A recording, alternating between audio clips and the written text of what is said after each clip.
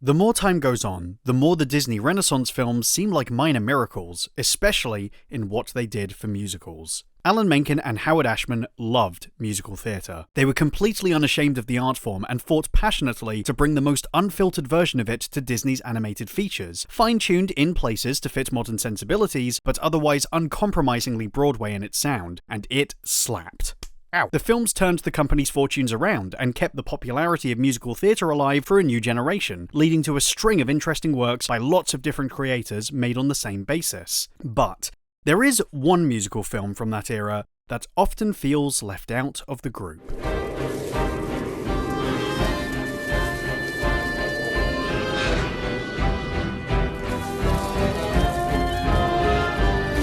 The Nightmare Before Christmas is a Disney musical, but not as we knew it, a stop-motion spookfest from a group of outsiders with a very different idea of what kids wanted to see. It was so different it made Disney think they wouldn't be able to sell it at all, the final release disguised in a little hat and trench coat trying to lure in teenagers, hoping no one would notice.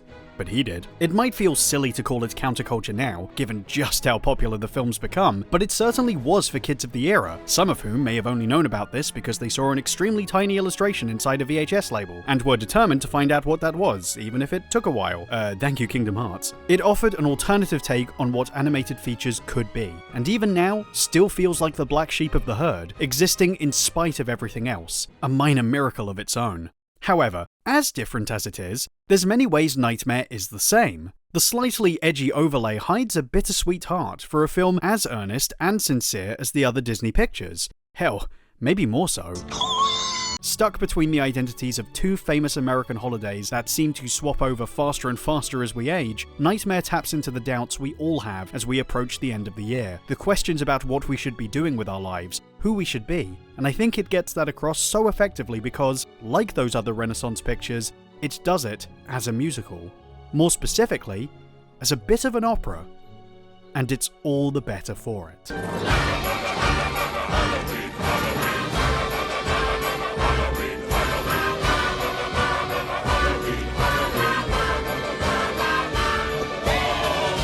So, why is it a musical? How did we get here?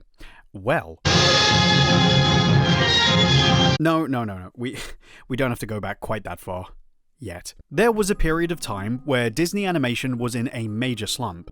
Walt Disney himself had passed on, leaving the company unsure of its future, from the people in charge to his direct employees. At the same time, the next generation of talent was being scouted to help make further animated movies, and one such guy was proving to be more independently spirited than the others. Okay, make that two guys. This is Tim Burton. It's fairly obvious from the start Burton was going to make a name for himself. He wasn't much of an animator, and couldn't get his head around drawing this fox, but he was a very talented illustrator, with a very distinct style. His influences were rooted in German Expressionism, an art form that emphasizes inner emotional expression through artistic exaggeration rather than trying to replicate reality, and classic horror pictures, an art form about scaring the bejesus out of people. A lot of crossover there. He was also extremely self-motivated, coming up with a variety of pitches and getting other people excited about his ideas. Disney recognized that and made a point of putting those into production, even if they were privately nervous that such a radical departure in style could potentially backfire if nobody liked the films. I'm Dan, the gingerbread man. No, really, the puppet comes out and the editor's like, okay, that's enough of that. Let's walk through the back lot. Burton obviously didn't vibe with the lack of total conviction from his bosses, which eventually fell through, and he instead ended up breaking into mainstream Hollywood through a series of events that made him very famous very fast. Pee-wee, Batman, Beetlejuice. By the early 90s, the guy was in popular demand and had a lot of projects in the pipeline, but there was a pitch he left behind at Disney he was still keen to realize, which, thanks to their new Hollywood-focused management, meant the feeling was mutual. The pitch in question was a little different to the usual outline, however, consisting of a series of doodles and sketches formed around, of all things, a poem Burton had written at the time, The Nightmare Before Christmas. In the poem, Jack Skellington, essentially the king of Halloween, finds himself bored of the holiday and wanting a new experience, discovering Christmas and replacing Santa to try and make it his own, with, naturally, disastrous consequences. There's a number of layers of influence as to why it took the form of a poem, and why, I think, it's so well suited to be adapted as a musical. I'd like to believe you're at least somewhat aware that the title plays on a line from another famous poem, A Visit from St. Nicholas. You know the one. 'Twas the night before Christmas, and all through the house, not a creature was stirring, not even a mouse. Santa appeared, awake and alive, and he gave young B-Mask a PlayStation 5. Sorry, sometimes you have to manifest these things, okay? Anyway, the poem had been retold countless times, in various different mediums or parodies, and while the internet won't back me up, I'm pretty sure How the Grinch Stole Christmas is a send-up of the story, a poem itself, but playing the character in reverse. Christmas generally lends itself to this kind of lyrical, short-form storytelling, small fables that mark the traditions of the holiday and rituals that can be passed down very easily to kids and adults, as poems or carols or cracker jokes by cracker jokers. And I don't think it's an accident that when these are eventually adapted to the screen, they usually feature songs. You're a mean one, Mr. Grinch. There goes Mr. Humbug, there goes Mr. Grim. Santa's gonna sue the pants off of Santa, 'cause Grandma would have wanted him to. Now that's culture. No pants aloneness. The Rankin Bass specials are just one such famous example of Christmas media taking on memorable musical moments, and ensuring they became part of American tradition. I'm Mr. White Christmas. I'm Mr. Snow. But there's also a sense these traditions are enforced so often they become stifling, and sometimes the attempt to maximize its commercial window makes Christmas feel like it comes around faster and faster, particularly when it comes hot on the heels of its most diametrically opposed holiday, Halloween. Makes stuff like this feel like some kind of terrifying omen. Ugh. Tim Burton himself, growing up, witnessed this jarring switchover from one set of decorations to the other time and time again, eventually feeling that perhaps it suggested there was a new Christmas story to tell. Growing up in Burbank, you really latch onto the seasons because you don't really get them in Southern California. It's very in keeping with Burton's style overall, often taking typical suburban Americana and the mundane day-to-day rituals we tend to not think too much about, and making a point of their oddness through his own skewed perspective. To do the same to the holidays through a poem is the best way to poke fun at this particular concept on its own terms. And given the pitch already existed in that lyrical, rhythmical format, it only makes sense to do the next step and adapt it to the screen through music.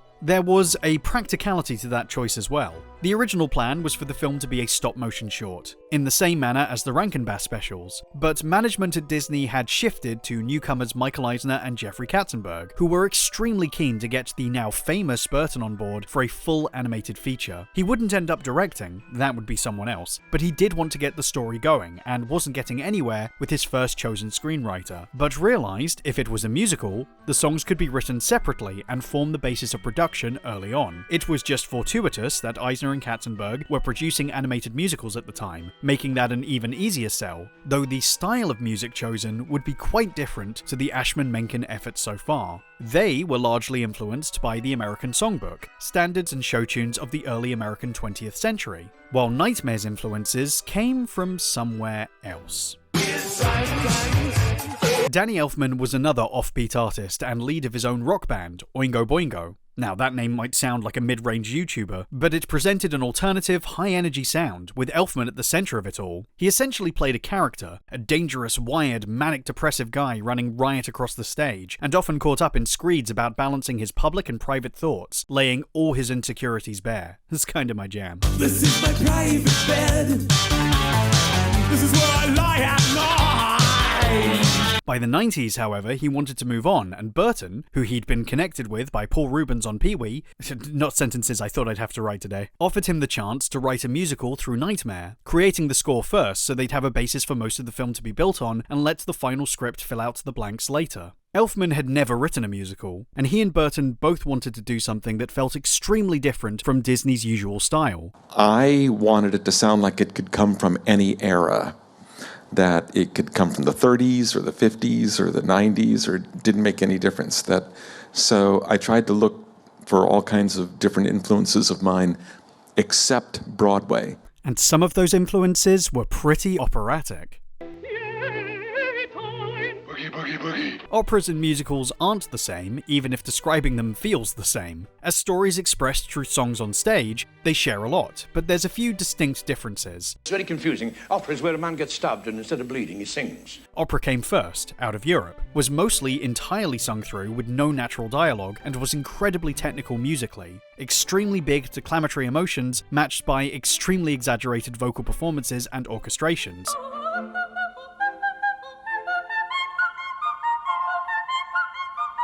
The lyrics less what people would naturally say and more heightened poetic language. Years go by and it becomes more casual. You start to get operettas, which were often smaller scale, less complex, and more comedic, with spoken lines of dialogue in between the breezier numbers. Why am I moody and sad? Confess. And why am I guiltily mad? Confess. Because I am thoroughly bad. Oh yes. You'll see it at once in my face. I've always felt this was the middle ground that led to musical theatre appearing as we know it today, especially given how widespread the comic operettas of Gilbert and Sullivan became, to the point where they're still performed in almost the exact same way hundreds of years later. Sort of. For a humble captain's daughter. For a gallant captain's daughter. I'm having a heart attack. Nightmare's score feels like it takes more inspiration from this style of music than anything else. I'd even go ahead and just call it an operetta, but that word feels a bit clunky in a YouTube title, so here we are. It's mostly sung through, it's more about wordplay and declamatory language, which means it sounds more like characters reciting lines from a poem to an audience than speaking naturally, and it's incredibly theatrical. We wanted it to be kind of an operetta where, you know, there's some dialogue that goes into the music and the song, and that hopefully kind of keeps the story moving. This appears to be backed up by a lot of Elfman-specific influences in making the project, from the more operatic Rodgers and Hammerstein, to Gilbert and Sullivan, to Mozart or Beethoven themselves, and one opera that my mum drew a connection to when I watched this as a kid, so she's about to feel very validated. When the shark bites with his teeth, dear, scarlet billows start to spread. Fancy gloves, though, where's Macheath, dear? So there's not a trace of red. The Threepenny Opera, by playwright Bertolt Brecht and composer Kurt Weill, has been cited as a key influence for Nightmare's music. Nightmare Before Christmas wouldn't exist without Kurt Weill. Another example of German expressionist influence on the film. And yes, that song came from here. Threepenny is essentially an opera done cheap. A small-scale, working-class story about a serial killer named Macheath, circled by various thieves, strumpets and beggars on the streets of London, and was not designed to make the audience feel comfortable. Brecht famously believed theatre should maintain a distance between itself and the audience, wanting us to always be aware we're watching something that isn't real, with characters directly speaking to the audience and keeping us from getting too emotionally involved. So listen closely to a Mac the knife.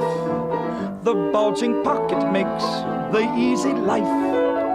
Maggie and me, he never could refuse me. Maggie and me, and he will never lose me. Naturally, there'll be comments from people saying, that's not how stories work, but it was a highly specific technique with the aim of getting us to remain rational about the action in front of us, and therefore, potentially, learn from the characters and act differently in our own lives. He likes a nice petite girl. He likes a big, complete girl. Him leave me falling, sweet girl.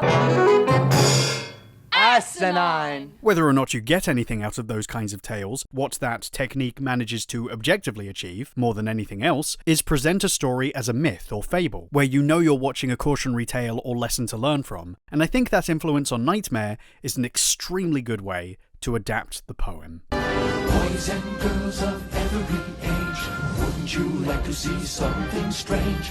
Come with us and you will see this our town of Halloween. The opening in particular has an artificial distance to it. Other Disney musicals will often be more literal, sometimes preceded with a bit of a mood piece, but mostly with characters setting up a world or situation in ways that feel natural to them. Sailors singing a shanty about mermaids, townsfolk going about their day, a thief on the run and all the people watching. But Nightmare's introduction has the characters turn to us and say, Oh, hello there! This is Halloween, everybody make a scene, trick or treat. Tell the neighbors gonna die of fright. We're setting the scene and tone, but we're not really speaking in literal terms. The lyrics are more about Halloween as a concept, and the language is more like the kind of thing you would read in a poem than hear in a Broadway musical.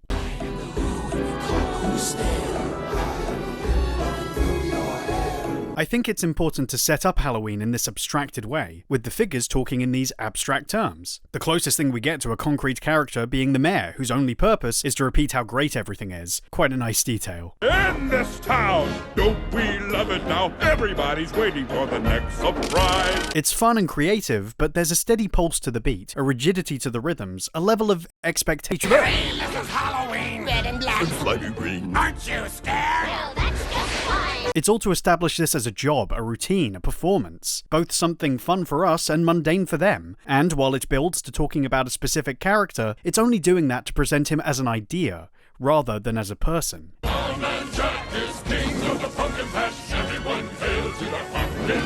It's a really strong way to set Nightmare apart from the other animated films. We're emotionally distancing ourselves from the start to see this the way they want us to, a concept of Halloween that will be challenged as the story continues.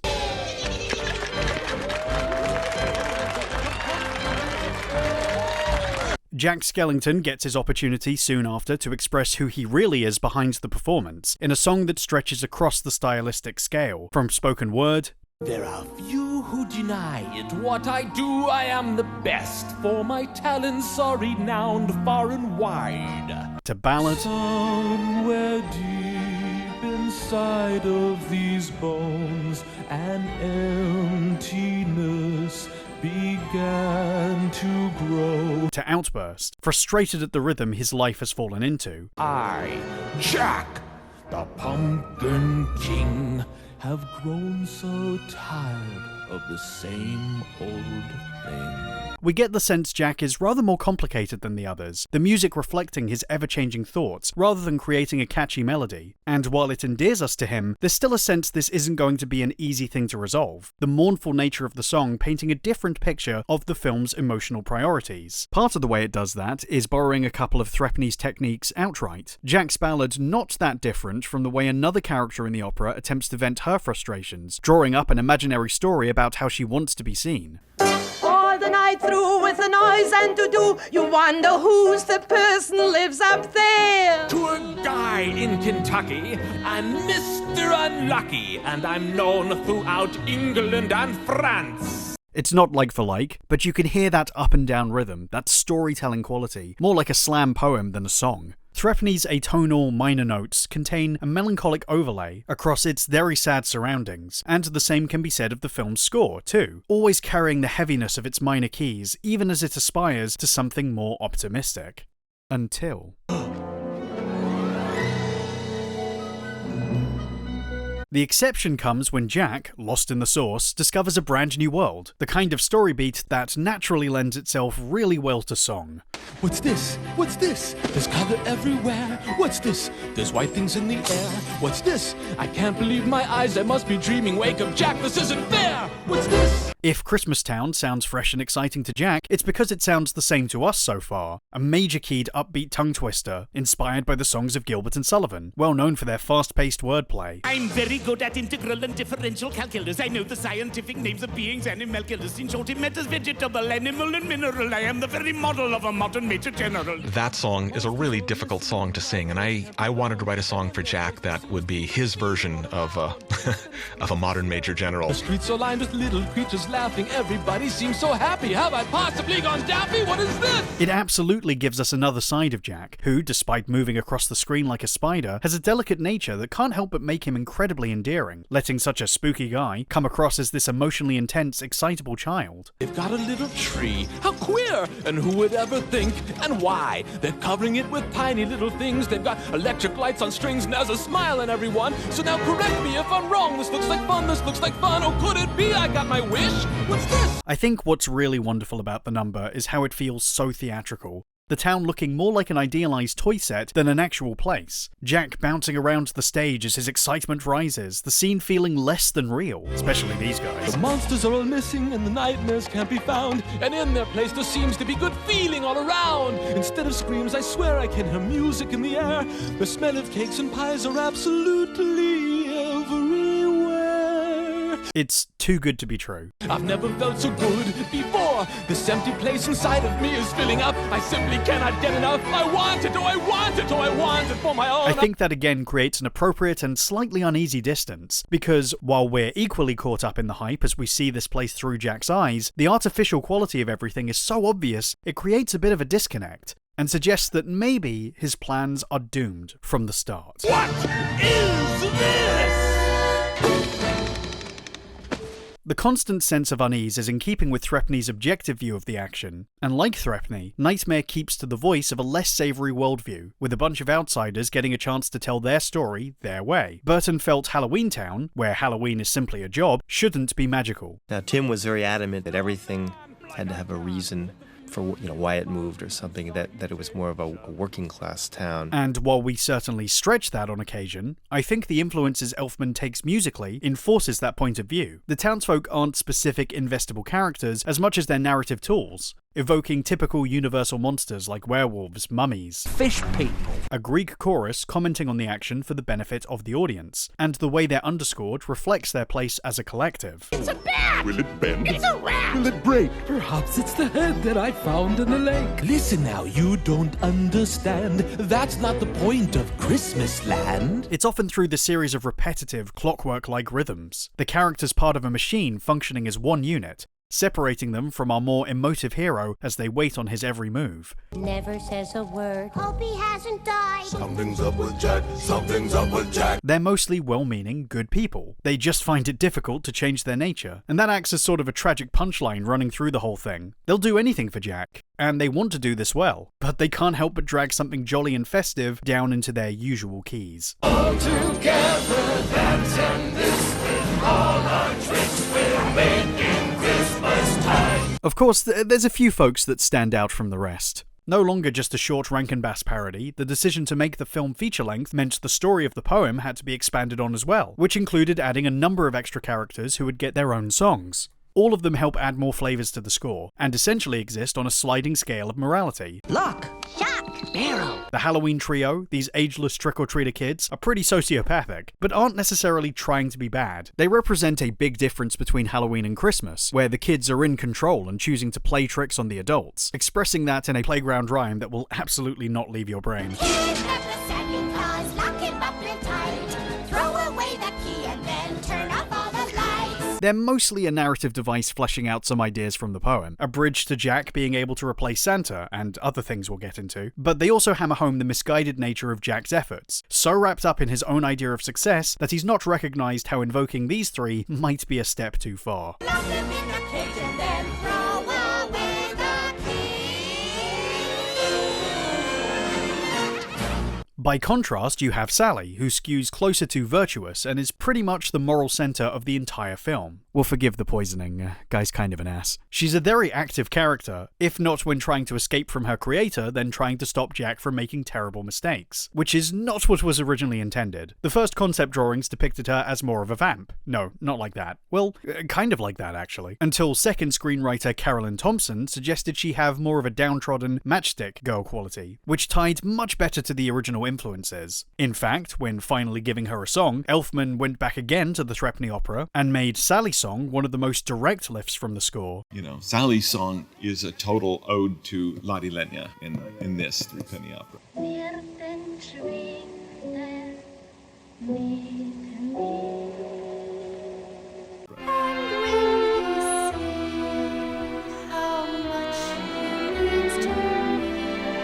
It's a good place to take from. Mac's women, drawn in by his charisma, are all let down and left broken by his amoral actions. And that's what's happening to Sally, quite unlike any Disney character before her. Conniving, cocky knave with all the trimming. I know one thing can trim him down. Women. And though I'd like to stand by him, can't shake this feeling that I have. Rather than coming to a new realization or progressing the plot, Sally wallows in hopelessness. The question and answer structure rising to optimism only to come back down to reality. The benefit is to show what Jack's behaviour is doing to the very heart of the town. And maybe unlike the characters of Threpney, there's a hope that he might recognise what we've now seen. It's never to become, for I am not the one. That scale of morality, I think, helps maintain Nightmare's artificial qualities, literally in her case. Don't go to pieces on us. Even the title of her song, the way a lot of the songs are titled, are like placeholder names. Sally's Song, Jack's Lament, The Town Meeting. It gives the impression you're watching the story beats of a show on a metaphorical stage, and nowhere does that feel more like the case than when we finally meet the film's bad guy, one of Disney's best. Well, well, well. What have we here? Santa Claus, huh? Ooh, I'm really scared. Another figure not in the poem, Oogie Boogie isn't easy to define in the best possible way. Never fully explained as anything more than a boogeyman dwelling down below, he's interpreted, like so many musical villains, as a gambling sinner, coming with every vice imaginable. Diggle, diggle, diggle. He's of course matched with a song unlike anything else in the movie as well, a jazz-age ragtime trot. You're joking. You're joking. I can't believe my eyes. You're joking me. You gotta be. This can't be the right guy. It's the only song that owes as much to animation history as it does musicals. Elfman wanted to do a tribute to early cartoons, particularly the works of the Fleischer brothers, that often featured trippy sequences backed by the music of the era, the spooky imagery expressing how life, to those less fortunate, felt cheap. Give me 6 crap-shooting pallbearers. It was a cynical take on morality, done again as a performance to an audience as much as something within its own universe, and Oogie's song channels that through the neon lights and circular stage-like setup, totally held by the late great Ken Page's fantastically underhanded performance. Oh, sound of rolling dice to me is music in the air. 'Cause I'm a gambling boogeyman, although I don't play fair. There's just so much crammed in here if you're a jazz nerd. Duke Ellington, Fats Waller, and most of all the performer of this Fleischer clip, Cab Calloway, taking direct inspiration from his song Minnie the Moocher, right down to the song's call and response chorus, which goes a long way to painting him as a master showman among his own captive audience.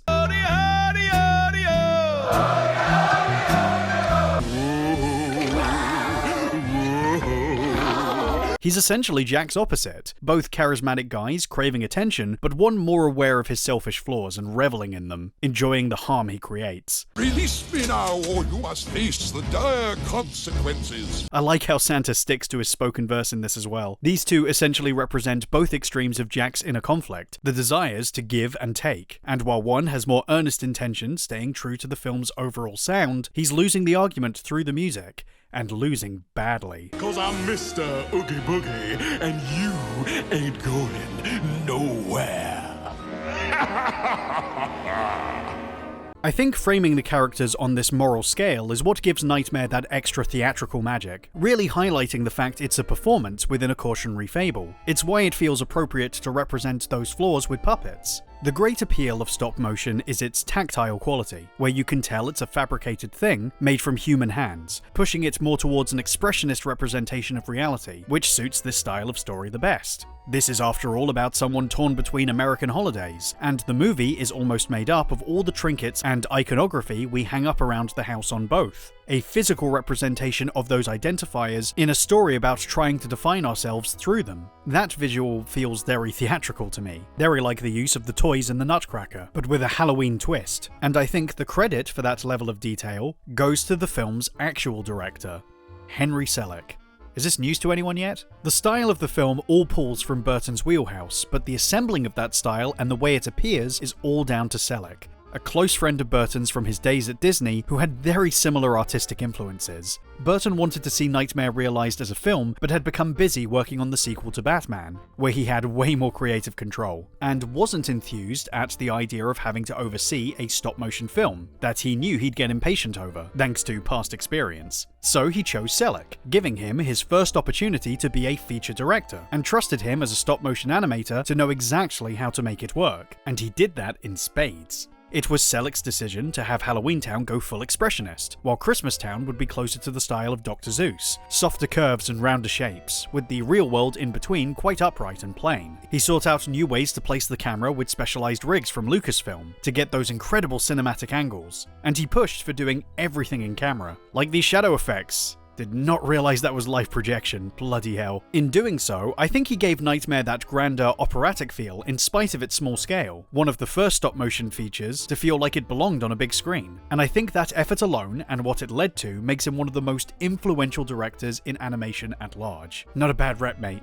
As a result, there's often an argument about the title, whether or not it should really be called Tim Burton's film, with people endlessly debating who deserves main credit, which I feel ends up doing both of them a disservice. My take being that it belongs to both, but the correct name is above the title. Nightmare isn't Burton's direction, but it is demonstrably his vision, having created the characters and establishing the incredibly striking tone and style through his poem, as well as his many pieces of conceptual art, using these to dictate the story beats alongside Danny Elfman's songs, which formed the basis of production. If the credits were completely accurate, it should have said additional lyrics by Tim Burton, because he has some really good lines in there, and especially in the early songs. He was only on set a few times, but personally chose the director, a friend, and made final creative decisions. And while he acted like a diva on occasion over things he didn't like, he kicked a hole in the wall. I know what Henry was trying to do, but it was the wrong move. Tim, is your foot okay? He said, yeah, they're steel toes. I think the vast majority of the film existing the way it does relies on him existing. Henry's contributions are incredibly important, but are mostly practical, and I think the heart of the story lies closer to Burton's sensibilities than Selleck's. To get more into that, you'd be better off looking at James and the Giant Peach, or Coraline, both of which have different approaches to their themes than Nightmare, and reflect his specific strengths as an artist, again drawing on that intensity of tactile detail that embellished Burton's concepts. Hey, how'd he get in here? Most importantly, Burton's name was added to the title as part of a Disney mandate, rather than something he personally insisted on. You have to remember that by this point, Burton was a star and raking in Hollywood attention. Disney, feeling from early test screenings that children weren't going to respond to the film the way they'd expected, shifted focus to a teenage audience who they knew were fans of Burton's work. His name included as an obvious effort to try and rectify that issue. If you still feel like you have to play hard defense, take comfort knowing there's no real beef here. Selleck did feel hurt by the decision, but also felt it was a good one, understanding this would help get the film attention, which is what everyone wanted. And I think a lot of people have been made aware of his involvement. You know, he just seemed really right to do it. I mean, I felt really comfortable with Henry, partially because I knew him and we were friends. I just felt really, extremely in good hands with Henry doing it. As he said, it bothered me a little years ago.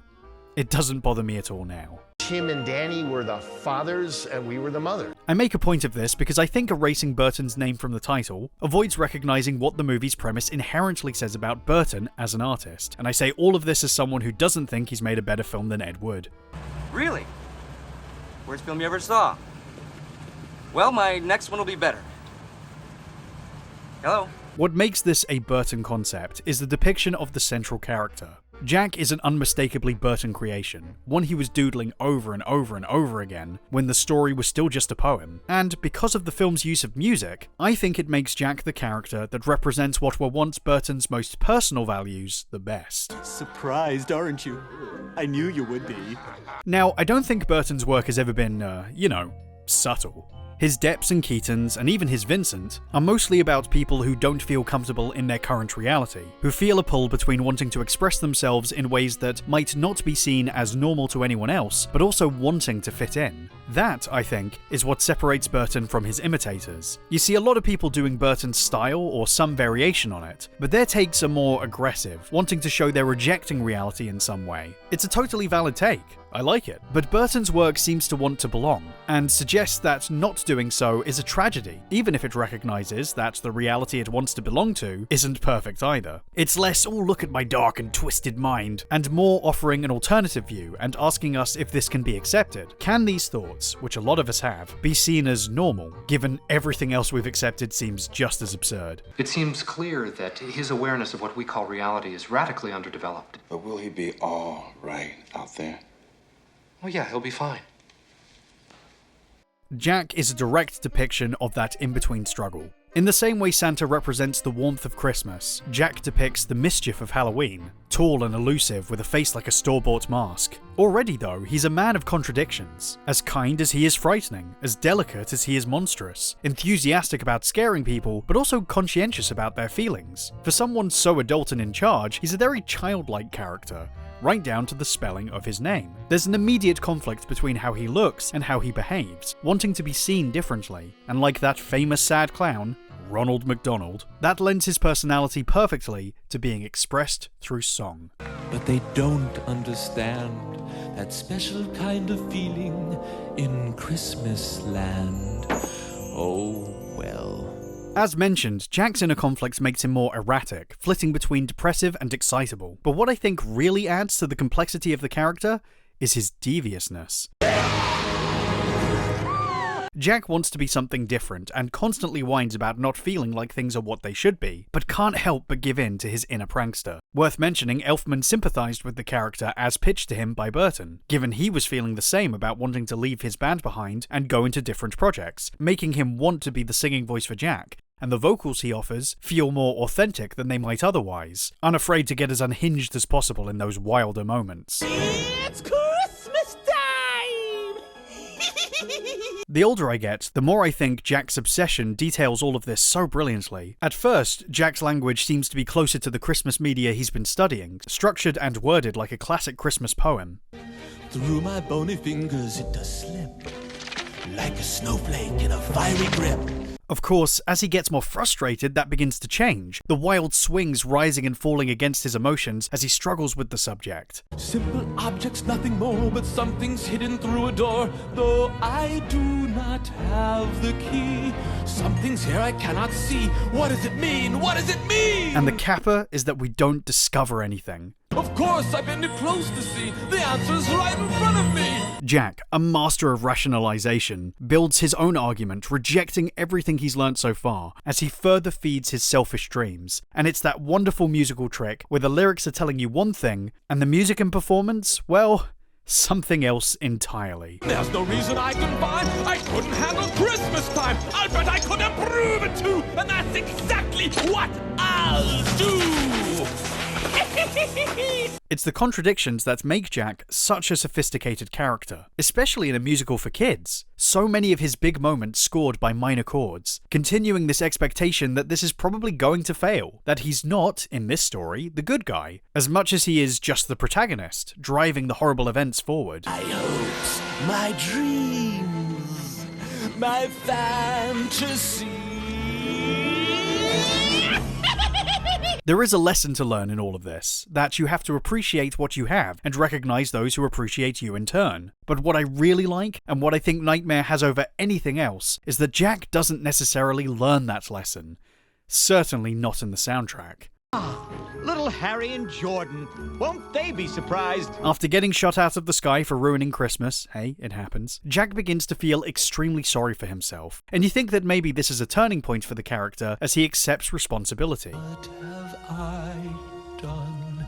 What have I done? But what's brilliant is that the music doesn't frame this as Jack learning a lesson. Nobody really understood. Well, how could they? Once again, Jack's failure to understand is a tragedy framed as a triumph. Well, what the heck? I went and did my best, and by God, I really tasted something swell. And for a moment, why, I even touched the sky, and at least I left some stories they can tell. I did. How great is that? How brilliant and flawed and human. For Jack to be so clearly wrong within the narrative, and for the music to be completely on his side. Jack, the Pumpkin King. That's right. I am the Pumpkin King. You have all these musicals for kids where the characters get what they want, often something they've sung about, and instead we have a bitter Jack finding his own way to be accepted. And I think that really speaks to the 20% of kids who don't get what they think they deserve, whether they're right to feel that way or not. I just can't wait until next Halloween, 'cause I've got some new ideas that will really make them scream, and by God, I'm really going to give it all my might! Uh-oh. It's a very Burton sentiment, one I think his early work depicted best, and one I think this song embodies the most, a feeling that, sadly, never quite goes away. For me, the whole story lives in that moment. I absolutely love it. Santa Claus. There's a resolution to all of this, one that maybe raises more questions than answers, though it made more sense than this. Farting about on a tree, what a shit boss. But I think that song is where the movie peaks, with Jack making his own choices rather than living up to someone else's ideal. It's nice that there's something he receives in return. Though there's an ambiguity with how everyone feels about each other, a chance is given for everyone to see things the way he did for a change, and musically, managing to finally blend the two holidays together. What's this? What's this? I haven't got a clue. What's this? Must be a Christmas thing. But it's not exactly a happy ending. With Jack finally recognizing Sally, making the choice to seek her out, it manages to focus things back on the outsider quality of the story, reprising the moment one of them felt most alone.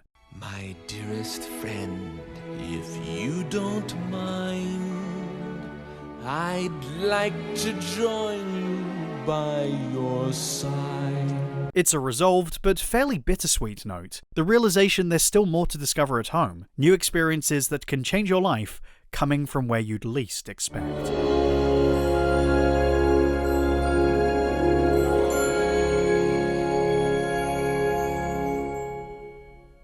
It's a real shame we were never quite able to get back there again. I'm not talking about sequels, I don't think it needs one. Burton has been very protective of Nightmare's reputation, turning down sequel pitches from Disney and letting the film exist as a standalone classic. Probably for the best. We don't need to open all those doors.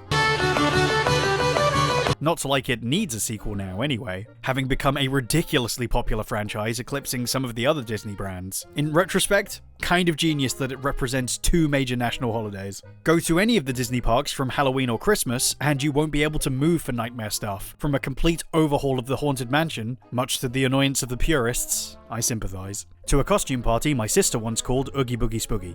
True story. How revolting!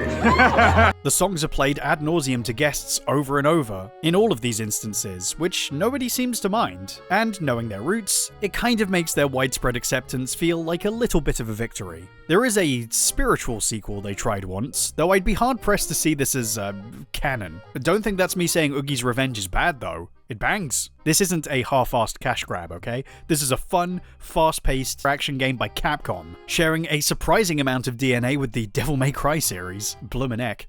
I'm not the first one to tell the world this. Why do I bring this up? Well, because it actually did find a way to incorporate the music, by staging musical boss battles where Jack can challenge them to a rhythm-based dance-off. I'm the Pumpkin King!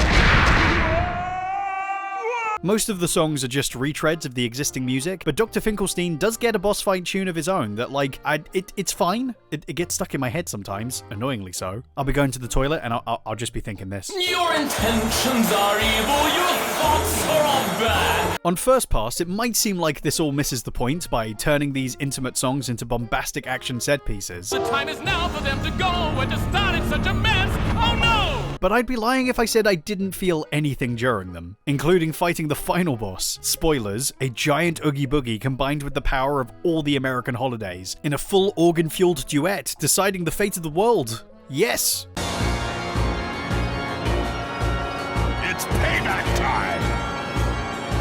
Is that all you got to say? It's kinda hype, even if the lyrics make me laugh. Is this a trick? I'm not impressed. You're bad and now you're tall. The GBA game gets some praise as well. Apparently a Metroidvania-style thing that's really competent, but I just nabbed the footage for that from online, so I don't know. I'll play it one day. Oogie rides a bug. Seems cool. What I was actually talking about is that I don't think we've quite gotten back to that movie's quality as an animated musical ever again. Outside of Nightmare, Burton did go ahead and make another stop-motion musical with Elfman, Corpse Bride. And honestly, it's not one I think gets anywhere close to Nightmare's feel. It's not terrible, it's just a bit confused, stretching what was a very short folktale into a pretty thin story. I like some of the ideas, and that, again, they made an operetta for kids, but the music is kind of all over the place, and just not anywhere near as powerful. I don't get a sense of why this story is being told this way. And I suppose I feel the same about Frankenweenie, which looks nice, but I think works better as a short film. Again, something about 90s Burton felt like he rode a good wave. Really, Burton was starting to feel like a parody of himself, the films becoming more superficial and the expressions of inner conflict feeling less sincere as they went on, and some were just like, weird. But I rate the desire to keep Nightmare pure, and I do think, out of all the Burton projects, it's the one that, even as just a poem, speaks the most to his early success. More than that, of course, is how wonderful it is that it exists as a very different animated musical. What I love about the Disney Renaissance was that every musical movie had a unique style and sound, whatever suited the story best. Nightmare is very different from those movies, but in having its own atypical style, it ends up sitting next to them comfortably. An operetta for kids that everybody just accepts at face value. I don't think people realize how remarkable that is. In a world where musicals have been defined as this very preppy, snappy thing, where it's all high energy and total flamboyance, which sure, there's a place for, it's nice that Nightmare offers another way to anyone who might feel differently, who maybe thinks musicals can convey something else. And thematically, that's very appropriate to what the characters are going through, too. Sometimes we don't know how to measure up to what people want from us. We don't know how to change our nature and become acceptable. And Nightmare represents a lot of that confusion, telling us it's okay if we haven't figured it out. The movie itself has become widely accepted, stretching over the gap of 2 holidays, and I think the question of which it belongs to is resolved in doing so, finding another identity between the two. It didn't know this was going to happen. None of us did. And I guess we don't know what's going to happen to us either, if we'll be able to discover the things we're looking for. But hey, there's always next year.